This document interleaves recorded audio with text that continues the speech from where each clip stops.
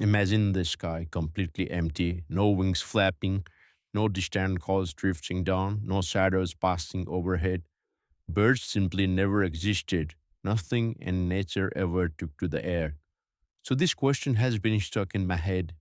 If birds had never been part of our world, would we humans even dream of flying? And if we did figure out how to fly, would our flying machines still end up looking like birds anyway? Or could they have looked completely different, whatever shapes we came up with in our imagination? Let's find out and explain. Okay, let's start with the dreams because that's usually where the idea begins for most of us. Those flying dreams where you're just gliding along, no effort, everything calm below, total freedom. Pretty much everyone has had one at some point. They are one of the most common dreams people report. But here's something cool. You don't need to have seen birds to get them. People who were born blind, never seen a bird, never seen anything in the air still describe dreams where they feel themselves rising up, floating, moving through space with the same exciting, free feeling. It might be more about sensation than visuals, but the rush is the same. It's not from watching birds, it's coming from inside us. During REM sleep, your inner ear sends little floating or falling signals. Your chest moves with every breath. Your muscles are locked up so you don't act it out, and your brain goes, "This is flying." Plus, we're humans. We believe we live under gravity 24/7, always looking up at this huge open space we can't reach. Flying dreams are our mind pushing back, escape, control, see everything from above. Birds don't give us that urge. It's just part of being us. So, in a world with no birds, we'd still be having those dreams and waking up wondering, how do I do that for real? So, dreams are one piece, actually building something that flies. That's a much harder puzzle. All the attempts were pretty rough. People thought, okay, flapping must be the way. Build wings, strap them on, jump up a high place. They made flapping machines or interrupters. Leonardo da Vinci drew a bunch of designs. Most ended in crashes, a lot of bruises, some broken bones. Why?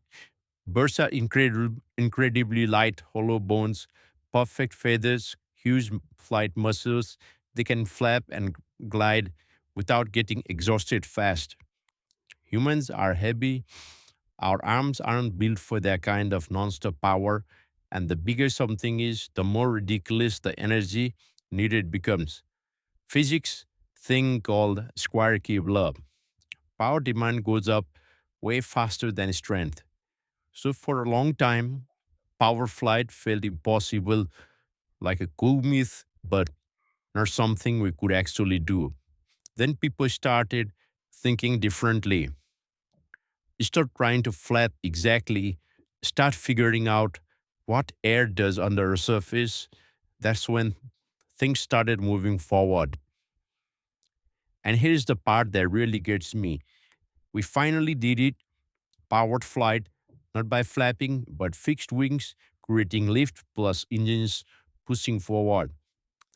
But our planes ended up looking a ton like birds. Long curved wings, smooth tapered bodies, tails for stability.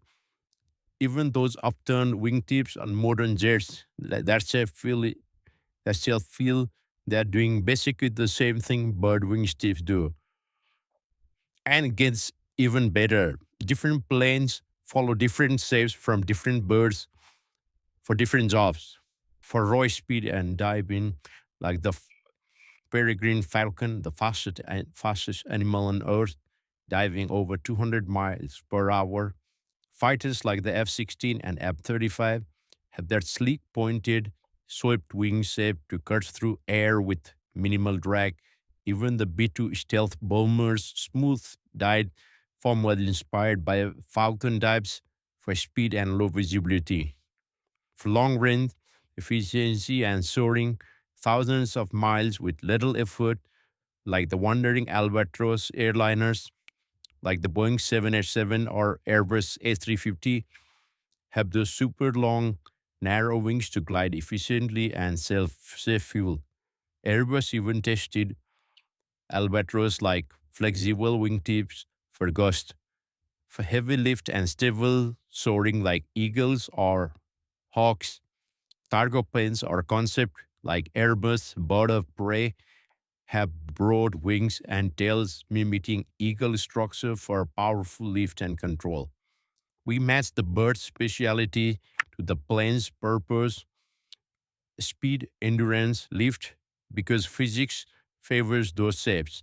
And it's not just fixed wing planes, even helicopters and other flying things echo nature's flyers. Helicopters hover and maneuver precisely like dragonflies, which have four independent wings for insane control, 360 turns, backward flight.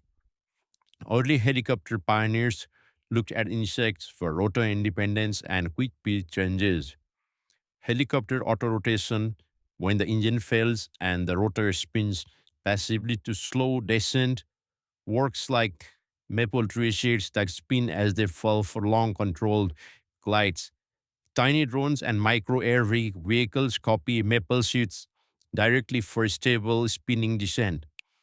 Flapping drones or ornithopters mimic hummingbirds or dragonflies for true hover and agility in tight spaces, rapid wing beats, or independent rotors. So even rotary wing stuff, helis, drones end up saved and functioning like insects, seeds, or other natural flyers.